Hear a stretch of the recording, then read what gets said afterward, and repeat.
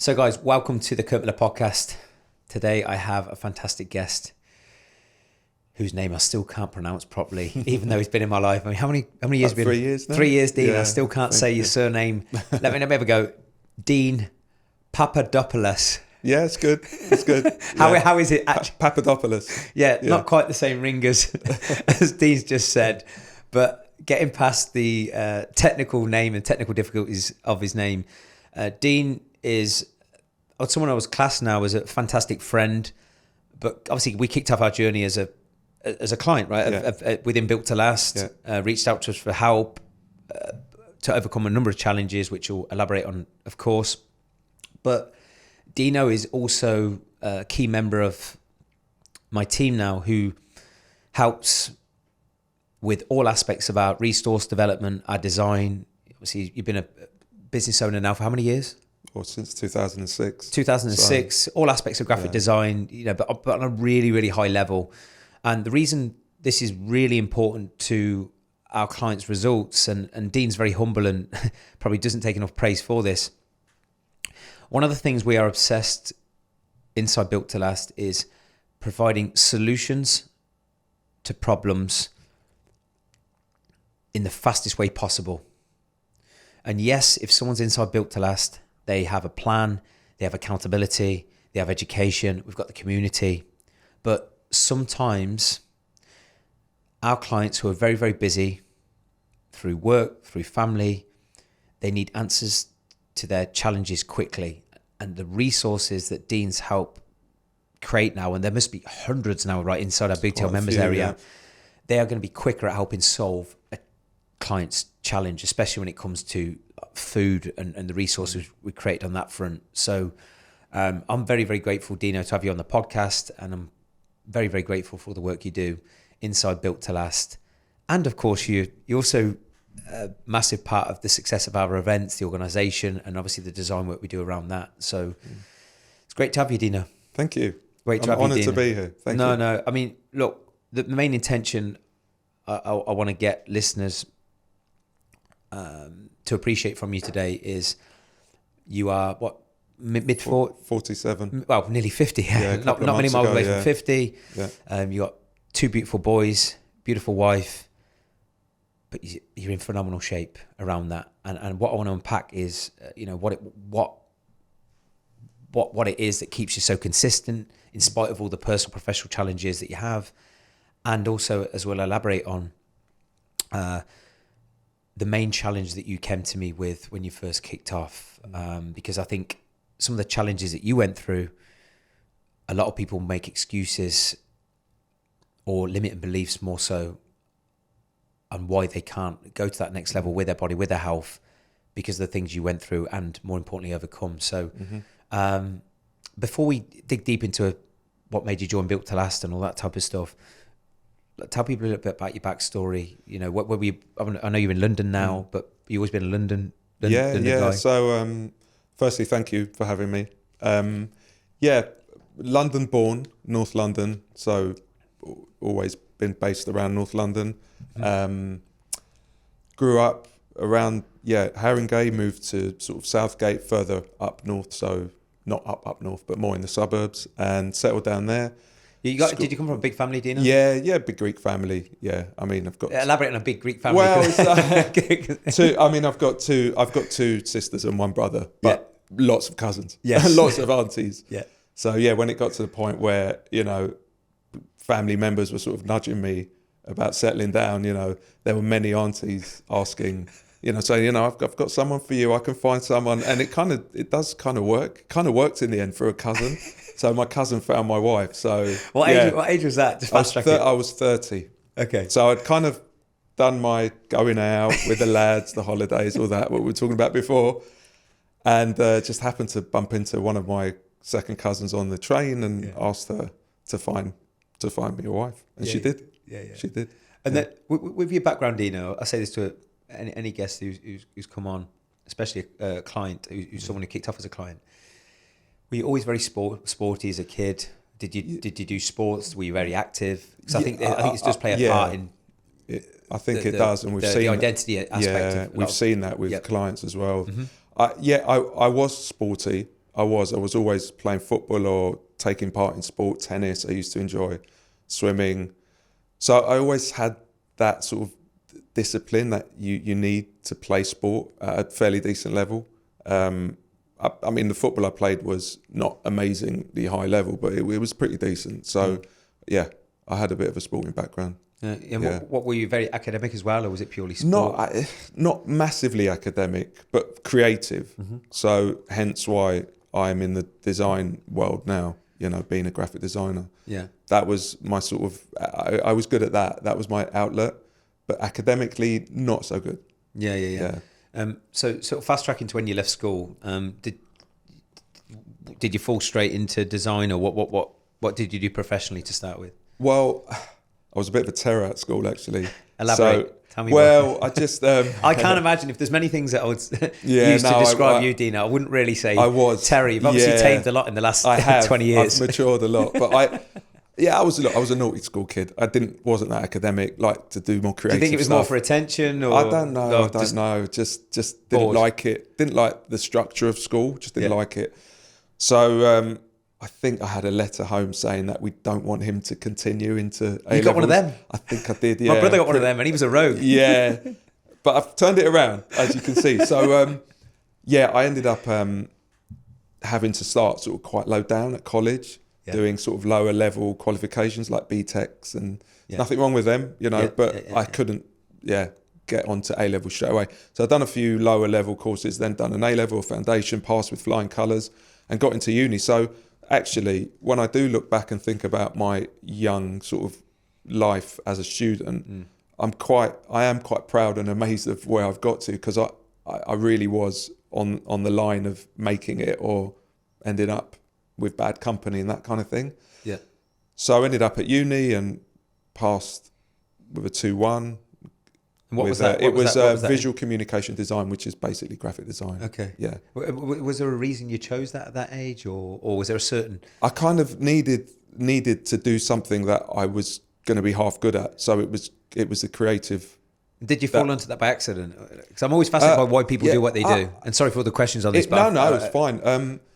I don't think it was by accident. I think it was kind of the default. That was what I was going to do, because there was nothing else that I really wanted to do. Doing it, No, and I enjoyed it, and I could sit there and draw, and then when computers came into our lives more so, I was starting to learn how to use all the design packages, and it was the natural sort of flow for me. Yeah. Were you going to the gym at that point, Dino? I was. Yeah. As in lifting. So I know you said you played football. Did you? So give me an idea of a typical week back around that time, during late teens, early 20s. I mean, well, originally, the reason why I wanted to start lifting was because of my dad. My dad was like a bit of an amateur bodybuilder. Okay. And he's got some amazing pictures. I'll bring some in and show you. Like, he used to pose with like a loincloth, like sort of Greek Spartans. Yeah, obviously like Conan the Barbarian. Yeah, obviously Dad is Greek, Cypriot Greek. So he had and he's got this sword as well. Yeah. Like, it's like a souvenir, but it's really heavy. Still got it at home under his bed, I think. And they'd pose with his friends, like Spartan poses. Yeah. And they're actually amazing pictures. Amazing. And I always thought, and he also used to train at the YMCA gym, which is top of Shaftesbury Avenue. I don't know if it's still there. Was that a big meathead gym? I think it kind of was back in the 60s, whatever it was. And God, that would have been at the start of bodybuilding. Yeah. Because bodybuilding wasn't really brought to the fore until Arnold, with the pumping iron. Arnold Schwarzenegger he trained a bit there when he'd done his Mr. Universe shows, and he was there one day. So my dad and his pals got to see him, and I think they trained a bit with him as well. He trained with Arnold Schwarzenegger? Yeah, well, he was in the gym, and he spoke to them, and I think he said they'd done, some kind of bit of training together.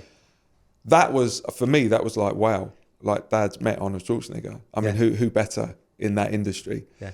So, it was always part of my life, the wanting to work out. So I did.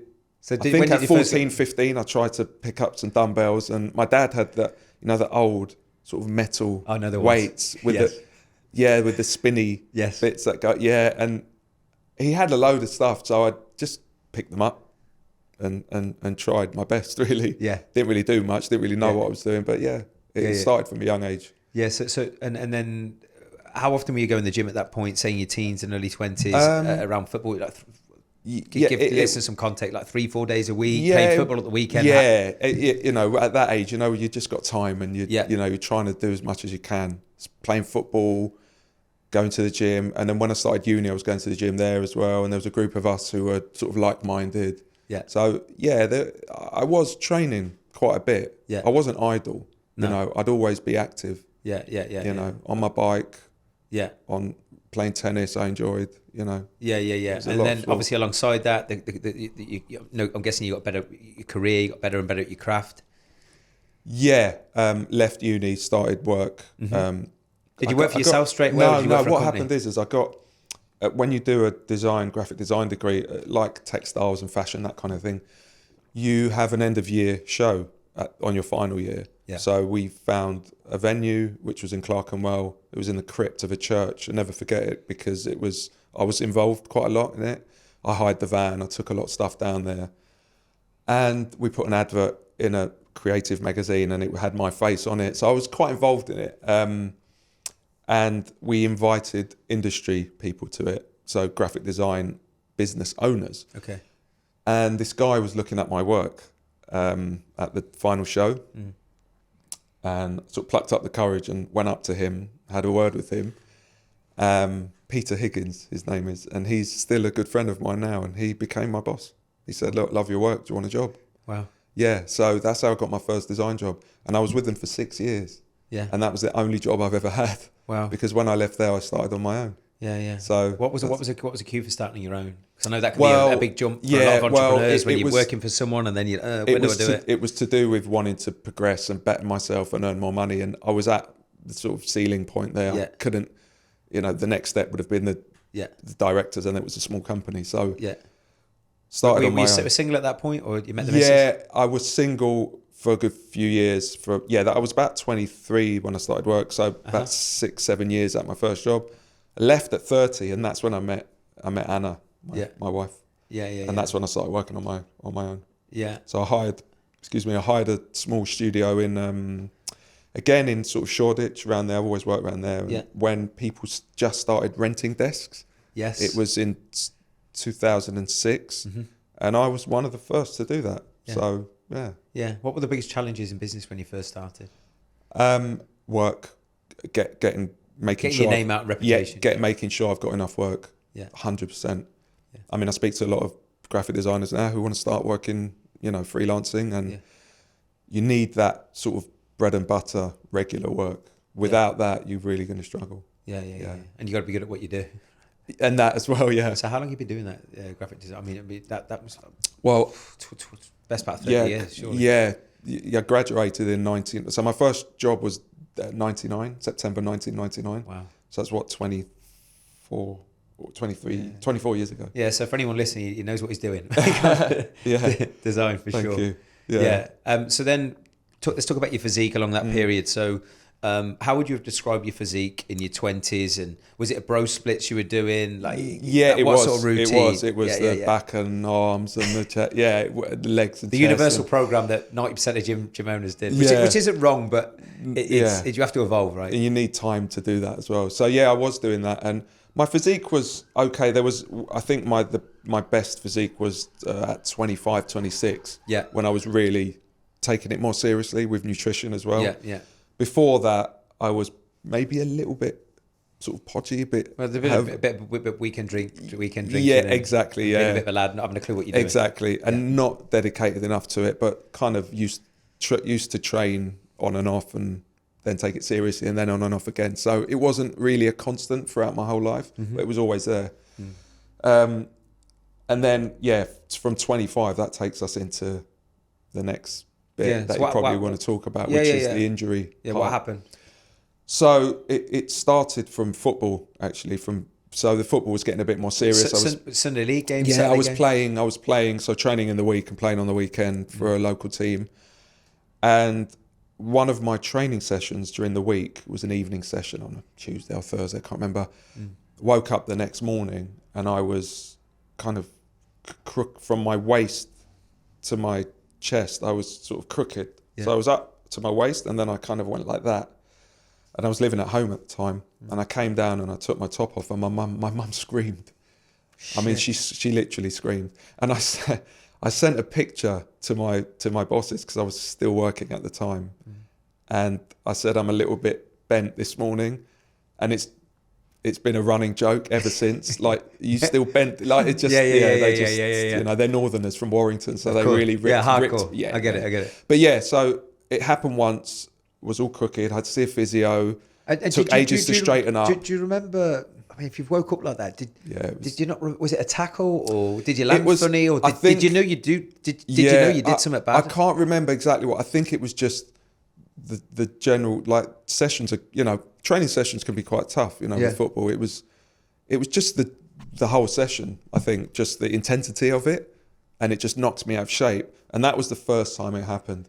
And then there was a catalogue of it happening over the years after that.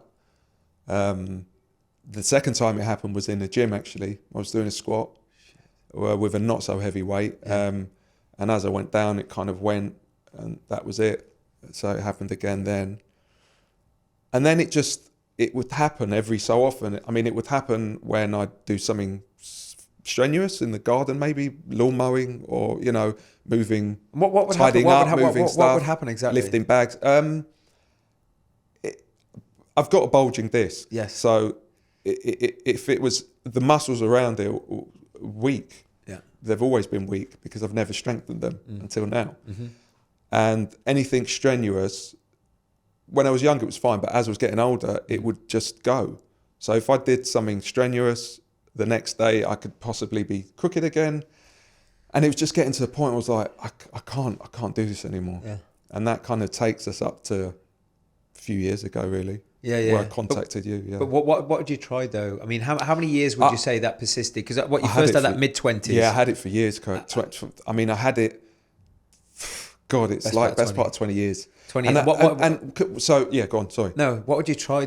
So when I was younger, I didn't have private healthcare, and I didn't think to go and get a scan. So I'd just go to physios and osteopaths all the time, and a bit of acupuncture here and there. And it was mainly that, just trying to remedy it through that. And I spent a fortune on that, and then started Pilates, which I love, and you know I still love, which is a big part of your life as well. Yeah. And that helped a bit, but it was never going to fix it, because that alone will not just fix your back. And what during that 20-year period, I mean, thankfully you weren't wheelchair bound or anything like that, but how did that impact the quality of life, knowing that your back was on tenterhooks? It was awful. Years? It was horrible, because when you've got a weakness there, it's just, you have to keep, it's like you're second guessing things. Like, try to do something and you think, I've got to think about that. What if something happens? Especially with the kids, when the kids were born, picking up the kids. Actually leaning over to pick up a child that's in a cot, that's a tough one. I remember washing the kids in the bath, so leaning over. So, you know, if you're on your knees and you're leaning over, you're quite vulnerable there. Of course. I mean, it's a simple thing, you know, but leaning down to change their nappies. I'm talking about a lot of kid-related things, but there are many things. But it's true, Dean. I think a lot of people, their quality of life is impacted in a bad way because of back issues. Massively. And people think that that's just the way it is, and it's not just the way it is. Is it? And people see physios, they see chiros, and all these different experts. It pats down the problem 90% of the time. And I remember seeing a specialist, because I did eventually have a few MRI scans on the back. I've had quite a few. When I got to the point where I thought, you know, I've got private healthcare, or I've got a bit more money now, and, you know, let me just sort this out properly. You know, when you're young, it's different. When you're young, you've not got much money and stuff. And and one of the specialists said to me, don't pick up, you know, stop picking up your son, because he's getting heavier.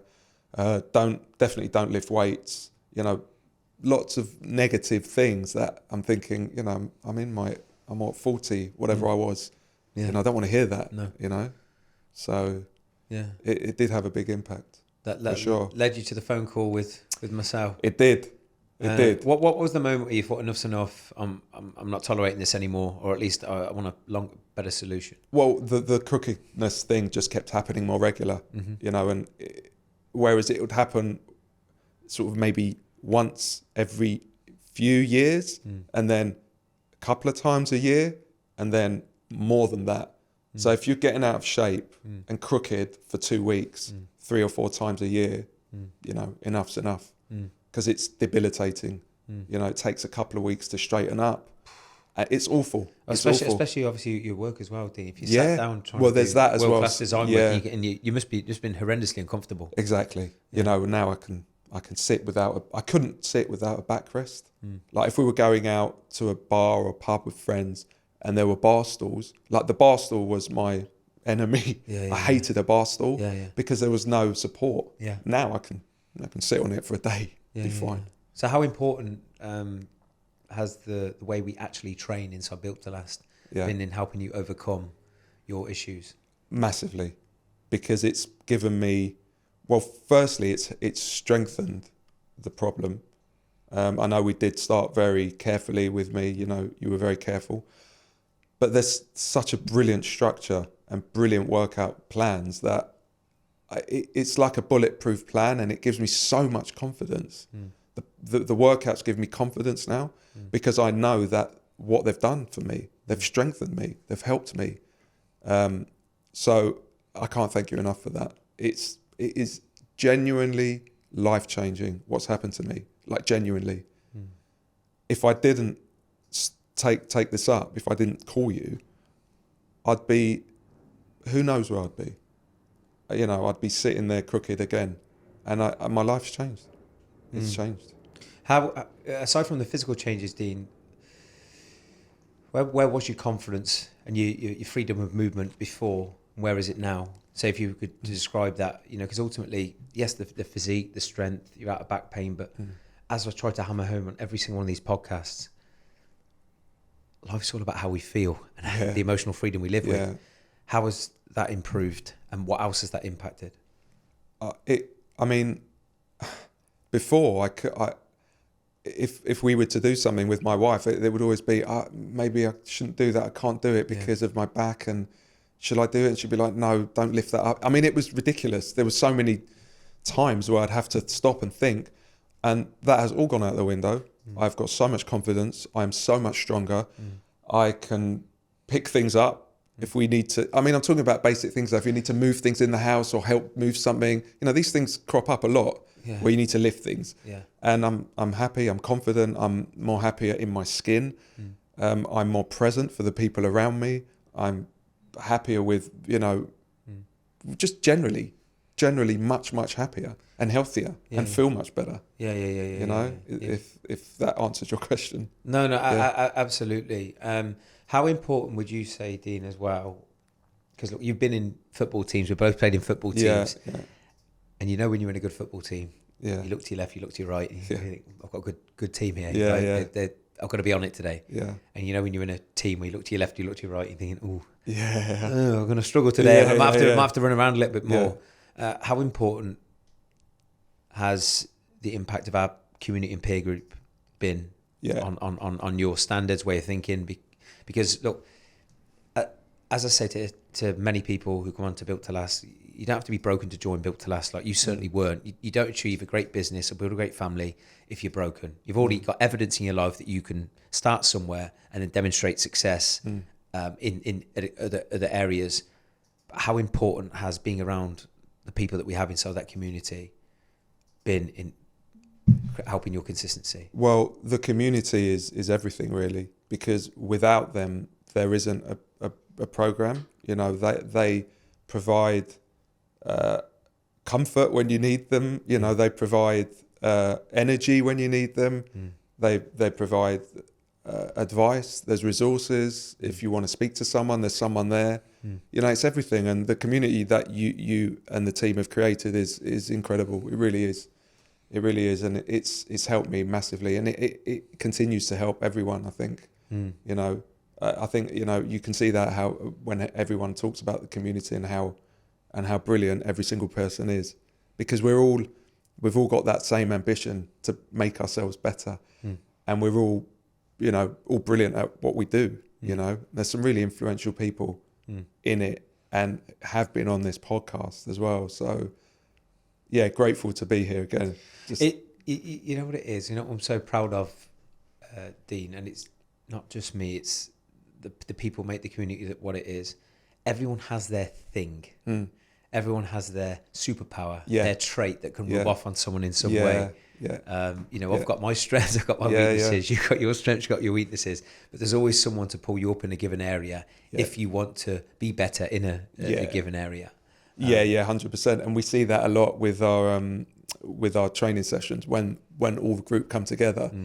You know, pushing each other, and just not letting anyone get away with, you know, being complacent, I think. Absolutely. And obviously I have to mention as well, Dean, you are a Built to Last Hall of Famer. For those listening, you're thinking, what is a Built to Last Hall of Famer? Built to Last Hall of Famer is someone who demonstrates ruthless consistency, standards, basically does what they said they would do, and is consistently on it, and demonstrates that they are built to last. So they don't just get in shape, they stay in shape. We gave out awards last year to a selection of clients who embodied that, to hopefully inspire the rest of the community to up their game and at some point reach that standard too. But one of the things that I really respect about you, Dean, and especially a lot of our older clients who have got so much on in business, and I can imagine last minute curveballs with children and stuff like that, is the consistency, Dean. You've never been out of shape since you've got in peak shape with us. What I'd love you to share with the listeners, because there are many people listening who've got kids, they're in a business.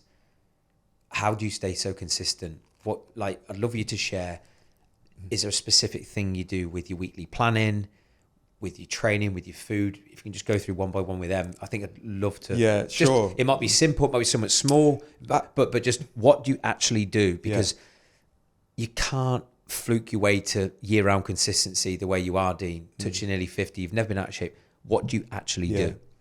So I believe it is simple. The things you need to do, they're quite simple, but it's actually doing those things, you know, and many people struggle to do that. Why? Because they make excuses, I think, and they might get a bit lazy, a bit complacent, but you need to plan what you're going to eat. You need to plan when you're going to train. And once you do that, and you do it ruthlessly and consistently, then you can't really go wrong. So it sounds simple, doesn't it? It does. It sounds simple. Plan when you're going to eat, plan when you're going to train, and just do it. But I think what's really helped me, and I don't know if this is an age thing, if where I am in my career, but I work for myself. So I have a lot of time for myself. I work hard as well. I'm busy, but I have a lot of time for myself. So I've got to the point in my career where I've allowed myself to train when I want to train, and it's helped me organise myself so much more. And I don't know if that will help many people, because many people are not in my shoes, but planning around my training, around my nutrition has become a lot easier because I've allowed myself more time to execute those things. So if I want to stop work at 4:00, I will, and I'll go and train. If I want to stop early at 11 and go and train and then come back and work, I can do that. So because of that, it allows me to be flexible with my training. It's being flexible, it's also structured. The takeaway for that for me, for anyone listening, is yes, Dean has got the flexibility with his job to choose in a given day, just like me, when I can train, but it still requires discipline to do that. Absolutely. Because how easy is it as a business owner, as an entrepreneur, to go, I'm just going to take on one more client. I'm just going to do that one more bit of work and then not train. And it doesn't matter. In fact, so it's still discipline to do that. No. In fact, I actually think it in a way, it's harder if you're freelance, because you've got, you can just kick back and go and do what you want, you know. But maybe if you've got a full-time job where you're at, you're going to finish work and you're going to go to the gym. You're going to finish work, you go to the gym. You know, it can maybe be a bit more structured. Why do you keep doing it then? Because I say, why do you keep doing it? What is it? What motivates you to keep training? What motivates you to keep eating healthy? I think my kids, My kids, for sure. Why? Because how does what you do influence them? Well, they see what I do, and I know you've had other guys on here with kids, and they've said similar things, because that's what happens. Yeah. I do train a fair bit at home here and there. Yeah. You know, and that happened through lockdown, where I had to set up something at home. That's fine, and I do train at home when I can't get to the gym. And, you know, they see me, and it's become like normal for them to see me. And they sort of spur me on as well to train harder and more, because they come up to me and they prod me and they say, Dad, you know, look at these muscles, and you've got abs. And, you know, I mean, my eldest is 12 now, and I think he has told some of his mates that my dad's got abs, and he's like 47. So he's proud, yeah. Yeah, you know, I mean, and that's, you know, I don't want him to go and say that, but that's fine. It's nice to hear that. So yeah, my kids definitely have a huge impact in why I'm doing it, but also for myself. You know, I want to be fit and healthy, and, you know, I mean, I'll be 50 in a few years, and if I'm like this when I'm 50, if not a bit better, I'll be very happy, man. Yeah, because there's not many 50-year-olds or guys my age that are in that good shape. You know, you know, I've got friends and family that are overweight, and you know, you just want people to be fit and healthy, but you can't, like you say, you can't lift the weights for them. No. You know? But what would you say to anyone listening to this, if they are in their late 40s, 50s, similar age to you, Dean, who might have had an injury curveball like you, had back issues, might have a lot on with work, might have kids and a partner to think about, and deep down in their heart, they're not happy with how they look, how they feel, their body weight, whatever is important to them that they love to change. What is your advice to them? Well, I think it's never too late. Like you said, it's definitely not too late. And the quicker, you know, just make a start, make a plan, start journaling, whatever it might be, you know, start thinking about how you're going to make that change. And it isn't too late, you know, unless you are in an awful position, like, you know, wheelchair bound or God forbid, it's not too late. You know, there's always a way around. I did think at one point that I was going to be like this for the rest of my life. And look, don't get me wrong, my back issue is not perfect. Yeah, you know, we've all got niggles. Yeah, it's still kind of there, but I've overcome it. And I'm fitter, stronger. So yeah, for anyone out there my sort of age, just do it. You know, the longer you wait, the longer you're going backwards, you know. Just do it. You're going to deteriorate, absolutely. Yeah. What people don't understand is the older you get, you lose elasticity. Yeah. You naturally lose a little bit of muscle as you get older. And your discs degenerate. They get flatter. You're not the same. But also, what you don't move, you lose. Yeah, good one. Yeah. The question you need to ask yourself, if you are doubting whether or not you're too old, you're good enough, or your circumstances allow you to build a better body and optimize your health, is if I don't do nothing, as opposed to doing something, which decision is going to be a vote for the health and the life you want to live and the person you want to become, better or worse? It comes down to that. Which decision is going to help me more, move me forward, or move me back? Yeah, and you have to be ruthlessly honest with yourself about that. I think a lot of people, they've got to a point where they feel like it's too late, or they can't. They just, you know, maybe they're too overweight and they just can't do it. But it's overcoming that. But what you're saying is just start small. It's like we did in the gym, Dean. When it weren't like you all of a sudden you're lifting personal best. I said to Dean, let's just slow things down. Let's do sit-down squats, get up and down off a chair. You're doing that anyway. For a lot of people with back issues, if you've got a back issue, you're not broken. You're wondering, oh, God, I can't back squat again. I can't heavy dumbbell squat. Don't stress about that. But what you can do is get a chair, sit down on it, get your feet level, get your knees level, get your hips level, get into a squat-type position, sit down, stand up. You're going to build base strength. That's what we just want to say, actually, Kirk, that's what you had me start doing. Yeah. That was one of the exercises, and I just want to stress that, you know, Kirk really did think about my issue, and he didn't get me lifting, you know, heavy squats, weights, you know, straight away, and that was a really big deal, that you understood me and the issue, and just had me literally sitting up and down with no weight. Well, you build strength in that movement pattern. Then you can, once you master a movement pattern, you can add load. But it's stupid to go from 0 to 100. Of course. But all I know is that doing nothing is not the answer. And that's what I said to you when you first started, Dean, didn't I? It was like, okay, Dean, would you agree that based on the last 20 years, doing no strength work isn't helping you? Yeah. So maybe if we just explore the lighter loads, basic movement patterns, then you build momentum from there. And if you check out Dean's pictures on our social media and website, he's stronger and he's in fantastic shape, but more importantly, happier. Ultimately, when we are trying to change how we look, change the quality of our movement, we're doing that deep down because we want to feel a certain way and feel better about ourselves and within our body.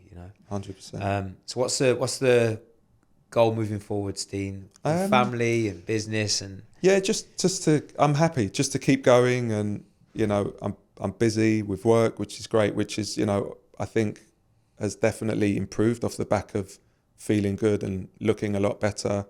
Because once you feel good and you look good, it changes your outlook, and you're more confident, and you've got more energy. You're more more productive energy, as well. You're more productive. And don't get me wrong, you have days where you're not so, but generally you're a million times better than I was.